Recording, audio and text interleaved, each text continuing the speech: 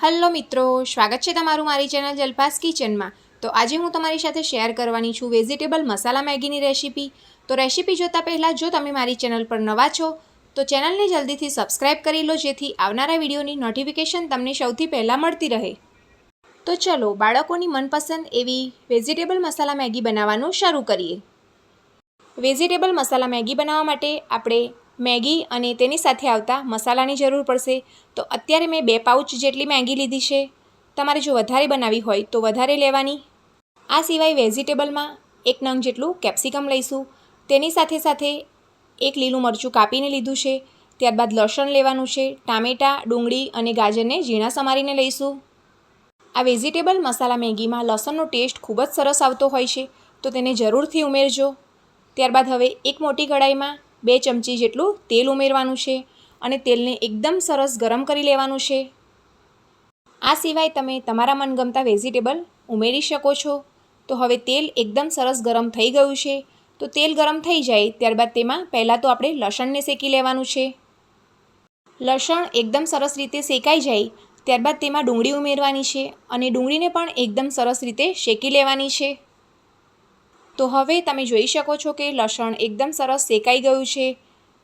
ત્યારબાદ હવે ડુંગળી ઉમેરી અને તેને પણ શેકી લઈએ। ડુંગળી અને લસણ એકદમ સરસ એવા શેકાયેલા હશે તો મેગીનો ટેસ્ટ ખૂબ જ સરસ આવશે। એટલે સૌપ્રથમ આપણે ડુંગળી અને લસણને શેકી લેવાના છે, ત્યારબાદ જ બીજા વેજીટેબલ ઉમેરીશું। તો હવે તમે જોઈ શકો છો કે ડુંગળી લસણ એકદમ સરસ શેકાઈ ગયા છે। તો ત્યારબાદ હવે તેમાં કેપ્સિકમ અને ગાજર ઉમેરીશું। હવે આ બંને વેજીટેબલને પણ શેકી લઈશું અને ત્યારબાદ તેમાં લાસ્ટમાં આપણે ટામેટાં ઉમેરવાના છે। હવે કેપ્સિકમ અને ગાજર થોડા શેકાઈ જાય ત્યારબાદ તેમાં ટામેટાં ઉમેરીશું। ટામેટાં ઉમેર્યા બાદ તેમાં સ્વાદ અનુસાર મીઠું ઉમેરીશું। મીઠું આપણે એકદમ ઓછું જ ઉમેરવાના છે, કેમ કે જે મેગીનો મસાલો ઉમેરીશું તેમાં પણ મીઠું આવતું જ હોય છે। તો બસ વેજીટેબલમાં થાય એટલું જ થોડું મીઠું ઉમેરવું।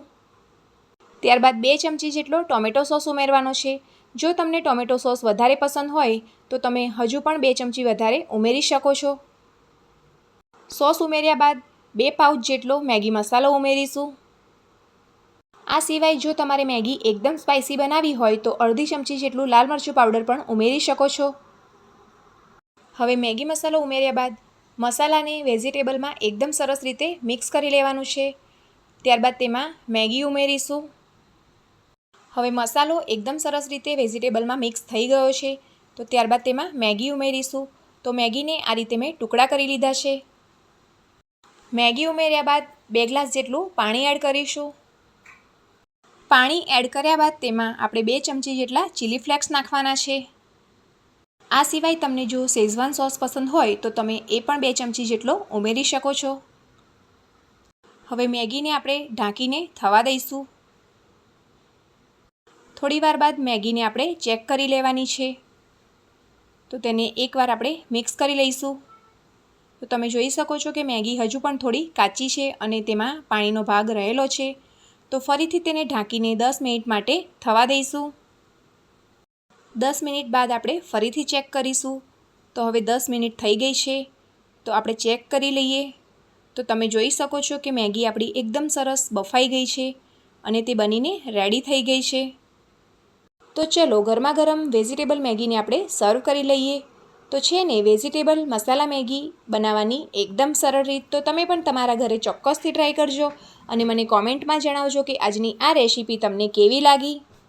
અને જો તમને મારી આજની આ રેસીપીનો વિડીયો પસંદ આવ્યો હોય તો મારા વિડીયોને લાઇક કરો, ચેનલ સબસ્ક્રાઈબ કરો અને વિડીયોને બને તેટલું ફેમિલી અને ફ્રેન્ડ્સના ગ્રુપમાં શેર કરો।